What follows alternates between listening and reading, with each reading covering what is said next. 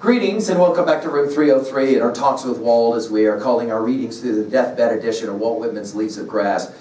We turn now to poem number 14 of the 43 of Drum Taps, Come Up from the Fields, Father. And we find ourselves now really in the heart of Drum Taps.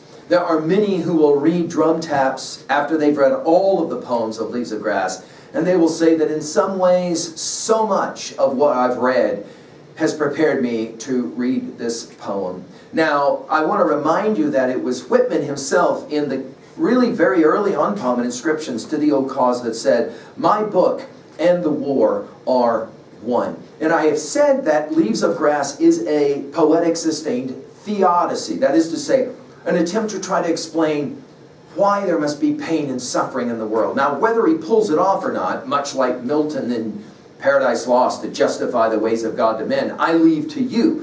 We have to read it first. But one of the things that we have to remind ourselves about in regards to Whitman is that he will see all sides of the war. Yes, he will talk about the excitement of the war in Brooklyn and elsewhere as everyone's getting ready to go and take care of the terrible secession that has happened in the South. But Whitman is also distinctly aware of the other sides of the war. He spent so much time with young men, writing letters for them for the hospitals to send home. And with that in mind, we now will turn to a poem which is hard to read without it breaking a heart. Some have said this is over-sentimentalized.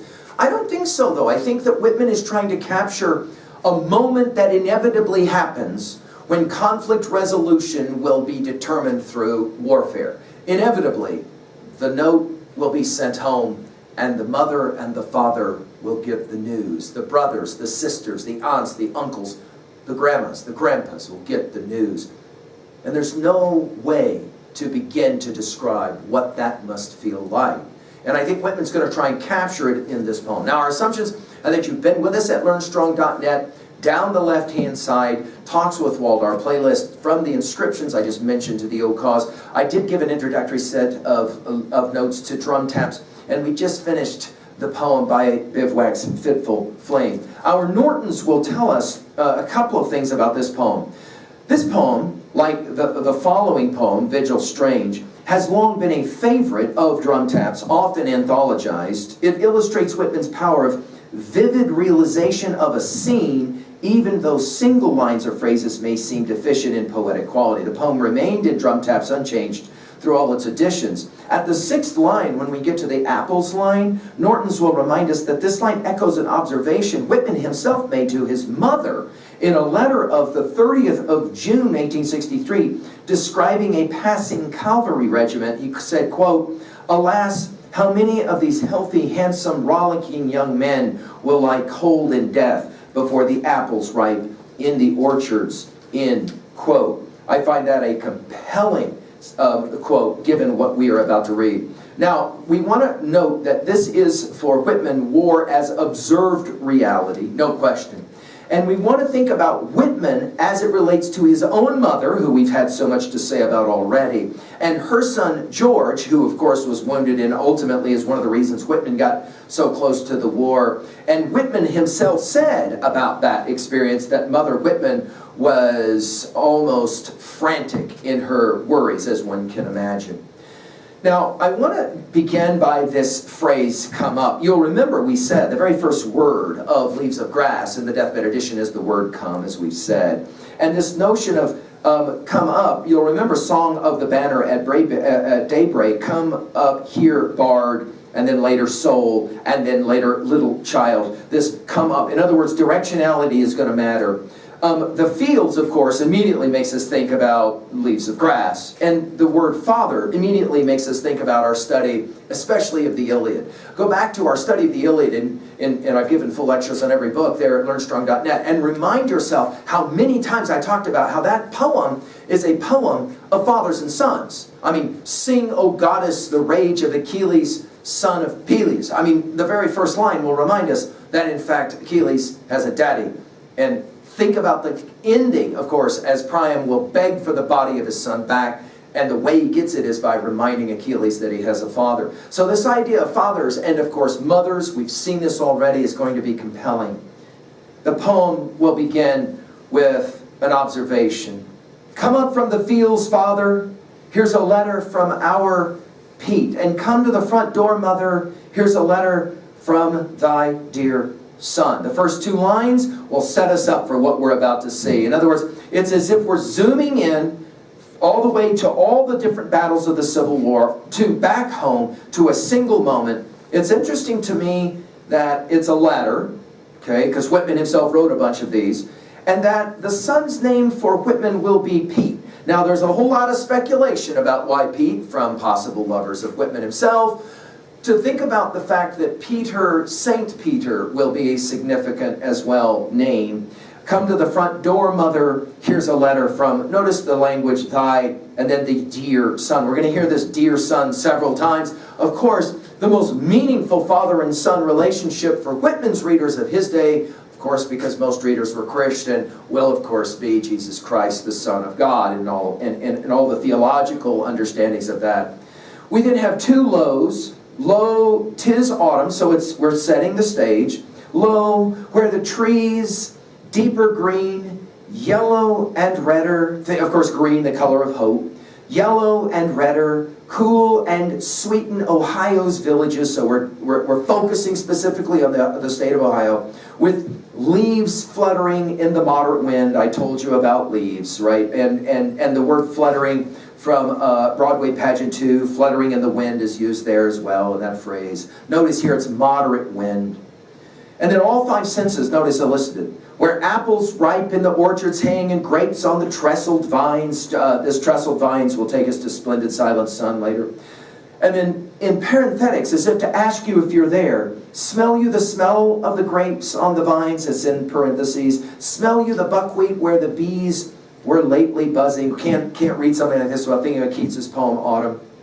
And then above all, back to a third low, the sky, so calm, so transparent after the rain, and with wondrous clouds. Whitman's doing a brilliant job here in poetics of creating an image, a pastoral image, back on the farm, away from the craziness of the battle, back on the farm, and there is mom and dad.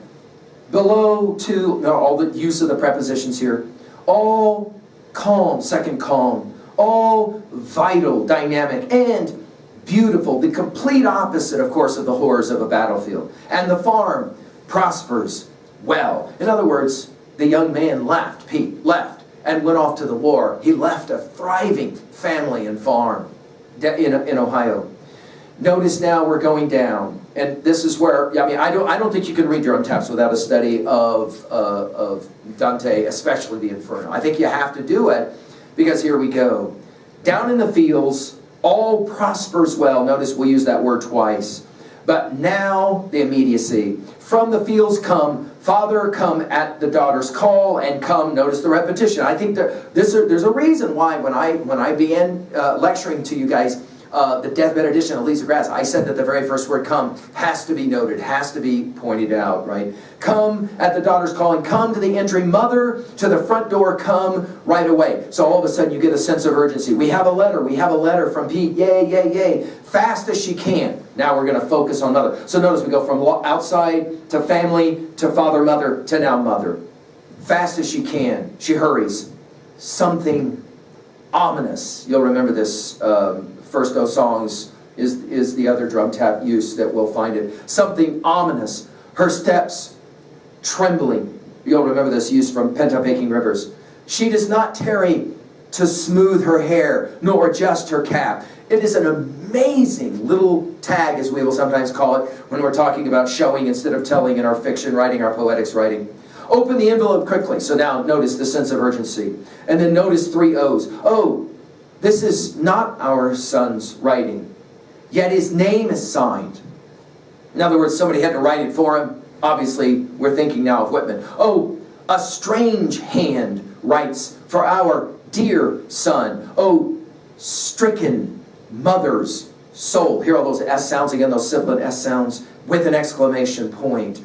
All swims before her eyes. And I can't read a line like this without thinking about Song of Myself, passage 11. Go back and look at it, where you have this woman who is standing behind the curtains watching men swim. All swims before her eyes, flashes with black. I told you about coloration in drum tabs. Black, she catches the main words only. Sentences broken, and then the use of italicized. Gunshot wound in the breast, cavalry skirmish, taken to hospital, at present low, but will soon be better. Ah, now, the single feature to me. Again, the omniscient observer narrator. Amid all teeming and wealthy Ohio, back to prosperous, with all its cities and farms. You'll remember that's the two places where I'm concentrating on for Whitman. He moves between the two, from the urbane to the rural. Sickly white. Sickly gets used one time in all these agrassives right here. Sickly white in the face and dull in the head, very faint by the jamb of a door leans. So notice the movement. The mother has run up, excitement, yay, we've got a letter, wait, it's not his handwriting, wait, we're told that he's going to be okay, he will soon be better, and she'll lean. And of course, I mean, you cannot read this without thinking of the fall of Hector, and of course how Andromache will lose her veil and will fall, right, will faint. I can't help but believe that Whitman wants us to go there in this moment. This is the moment. Do you remember, of course, right before that? I mean, go back and look at it. We took a look at it when we studied the Iliad together. You'll remember that Hector's mother tries desperately, Hecuba, to try to convince him, don't do this, don't do this. She even shows her ancient withered breast, remember? It's a powerful scene. I think Whitman is trying to elicit all of that here. This leaning against the door jamb. Then we'll have others that will try to somehow solace the mother. Grieve not so, dear mother. Parenthetics. The just grown. Notice it's just grown. In other words, war raises children quicker than they need to be raised. The just grown daughter speaks through her sobs. The little sisters huddle around, speechless and dismayed. The only time huddle gets used in Lisa Grass is that word there. See, dearest mother, the letter says Pete will soon be better. In other words, the hope. And then the word alas, which will make us think, of course, of T.S. Eliot's Hollow Men, when he uses this same word, alas, our dry voices when we whisper together. Alas, poor boy, he will never be better.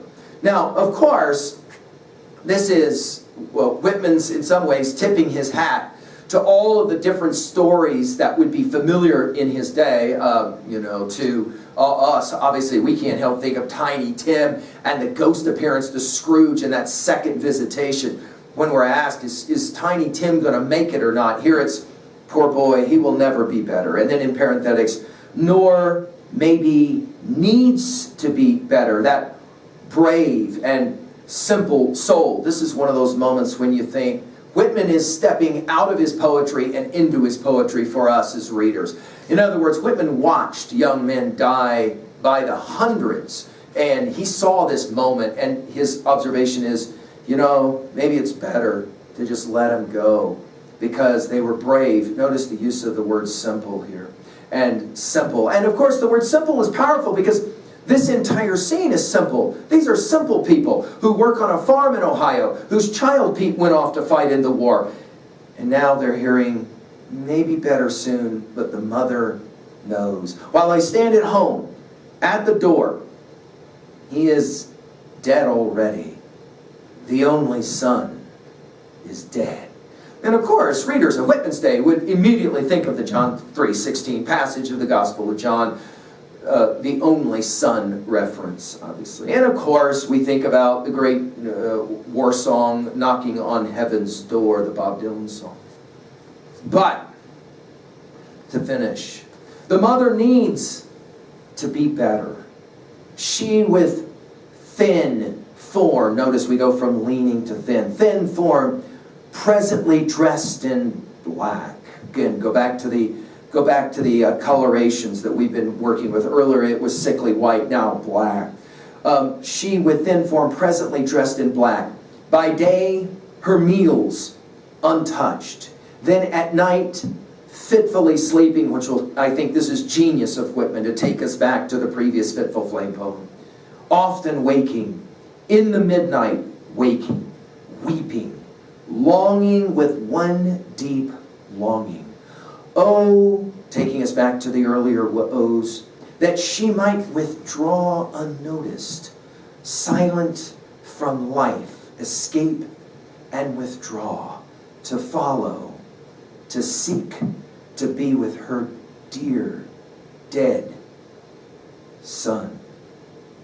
You'll remember from this word seek, when I read the book, I seek for my own use to trace out here, this idea of seeking. I think, guys, this is, again, to finish, this is why I argue, Leaves of Grass is a sustained theodicy. It is trying to answer the question, why must there be a war?